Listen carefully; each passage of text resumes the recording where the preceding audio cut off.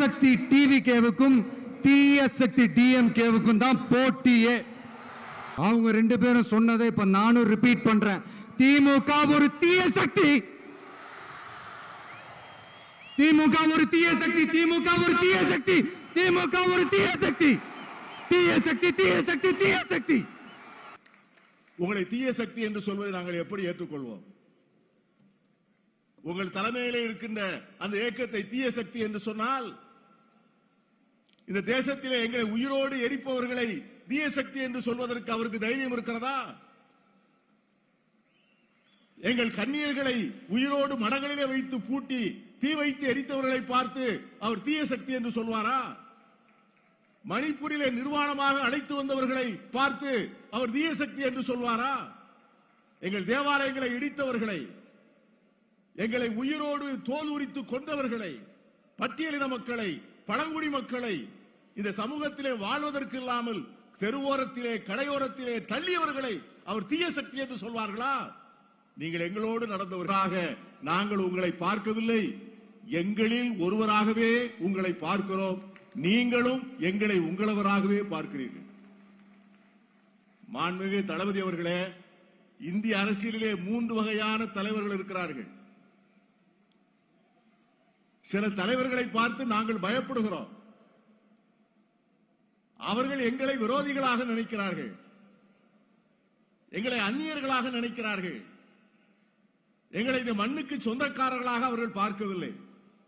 அப்படி ஒரு வகை தலைவர்கள்.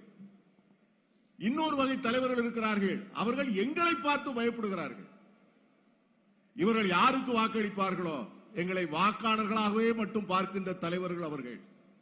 3வது வகை தலைவர்கள் ஒன்று உண்டு. அவர்கள் எங்களை எங்களாக பார்த்து எங்களை மனமாற நேசிக்கிற தலைவர்கள், நாங்கள் நேசிக்கிற தலைவர்கள். அந்த 3வது வகை தலைவர் தான் நீங்கள். உங்களை நேசிக்க கற்றுக்கொண்டிருக்கிறோம், நீங்கள் எங்களை நேசிக்க கற்றுக்கொண்டிருக்கிறார். ஏனென்றால் நீங்கள் எங்களை அந்நியராக பார்ப்பதில்லை. தலைவர் கலைஞர் அவர்களை மேடையிலே வைத்துக் கொண்டு ஒரு நாள் நம்முடைய மரியாதைக்குரிய பேராசிரியர் காதர் மொய்தீன் அவர்கள் சொன்னார்கள், நாங்கள் சிறுபான்மையினர், ஜனநாயகத்திலே நாங்கள் உடல் ஊனத்தை போல அரசியல் ஊனம் உள்ளவர்கள், எங்களிடம் எண்ணிக்கை இல்லை. ஜனநாயகம் பெரும்பான்மையாக செயல்படுகிறது. அந்த பெரும்பான்மை எண்ணம் எங்களிடம் இல்லாத காரணத்தினால் நாங்கள் ஹேண்டிகேப்ட். ஒரு குடும்பத்திலே சற்று ஊனமுற்ற என்கிற வார்த்தையை நான் பயன்படுத்த மாட்டேன். கலைஞரை பார்த்து நினைக்கின்ற போது அவர்தான் சொன்னார் மாற்றுத்திறனாளி என்று சொன்னார். அரசியல் ரீதியாக நாங்கள் மாற்றுத்திறனாளிகள், சிறுபான்மை சமூகத்தை சார்ந்தவர்கள்.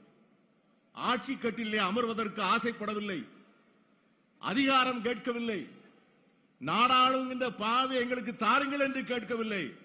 இந்த மண்ணிலே நாங்களும் எங்கள் குடும்பத்தாரும் எங்கள் பிள்ளைகளும் மனிதர்களாக முழு உரிமை பெற்ற குடிமக்களாக உரிமையோடு வாழ்வதற்கான வாழ்வு மட்டும்தான் வேண்டும் என்று கேட்கிறோம்.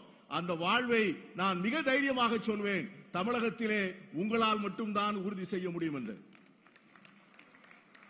உங்களை தீய சக்தி என்று சொல்வதை நாங்கள் எப்படி ஏற்றுக்கொள்வோம்? உங்கள் தலைமையிலே இருக்கின்ற அந்த இயக்கத்தை தீய சக்தி என்று சொன்னால், இந்த தேசத்திலே எங்களை உயிரோடு எரிப்பவர்களை தீய சக்தி என்று சொல்வதற்கு அவருக்கு தைரியம் இருக்கிறதா? எங்கள் கண்ணீர்களை உயிரோடு மடங்களிலே வைத்து பூட்டி தீ வைத்து எரித்தவர்களை பார்த்து அவர் தீய சக்தி என்று சொல்வாரா? மணிப்பூரிலே நிர்வாணமாக அழைத்து வந்தவர்களை பார்த்து அவர் தீய சக்தி என்று சொல்வாரா? எங்கள் தேவாலயங்களை இடித்தவர்களை, எங்களை உயிரோடு தோல் உரித்து கொண்டவர்களை, பட்டியலின மக்களை, பழங்குடி மக்களை இந்த சமூகத்திலே வாழ்வதற்கு இல்லாமல் தெருவோரத்திலே கடையோரத்திலே தள்ளியவர்களை அவர் தீய சக்தி என்று சொல்வார்களா?